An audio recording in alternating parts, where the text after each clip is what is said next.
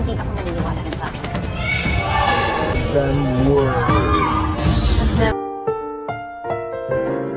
Ang susunod na programa ay rated PG. Ito ay nangangailangan ng patnubay at gabay ng magulang para sa mga batang manunood.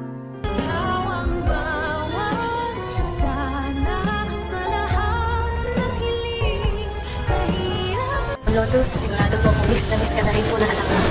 Kitang-kita sa mga galawan ni Madam Lotus na meron siya masamang balak sa ating bidang si Annalyn. Pero kay Giselle naman talaga galit itong si Madam Lotus, madadamay lang si Annalyn. Pakikiusapan kasi ni Madam Lotus itong si Annalyn na kung maaari daw na hawakan niya ang kanyang kamay. At sa pamamagitan nito ay parang nahawakan niya na rin daw ang kamay ng kanyang anak na si Carla. At masamang-masama nga ang kanyang loob dahil hindi niya makikita at mababantayan ang kanyang anak sa kanyang operasyon. Nag-aalala pa si Madam Lotus na baka daw galit sa kanya ang kanyang anak dahil sa nakakulong ang kanyang nanay. Pero pagagaanin pa ni Annalyn ang loob ni Madam Lotus sa pamamagitan ng pagsasabi dito na hindi naman porkit daw nakulong si Madam ay masamang tao na siya. Sa kabilang banda, sa pagkabuisit nga nitong si Doc Carlos kay Irene ay kakalad ka rin niya ito. Pinapakita lang talaga ni Doc Carlos ang kanyang tunay na ugali kaya siya hiniwalayan ng kanyang tunay na asawa. Paaaminin naman ni Aling Susan si Carlos patungkol sa tunay na dahilan kung bakit daw nasa Pilipinas itong si Irene na kanyang ex. Hinala ng matanda na baka makikipagbalikan ito kay Carlos. Naku, patay na. Dahil kung ganon ay hindi papayag si Lola Susan na lokohin ni Doc Carlos si Lynette. Pero igigiit ni Doc Carlos na wala na daw siya talagang balak na makipagbalikan pa dun sa babaeng yun. At ibabaling niya pa nga ang kanyang galit kay Robert na hindi naman daw siya katulad nito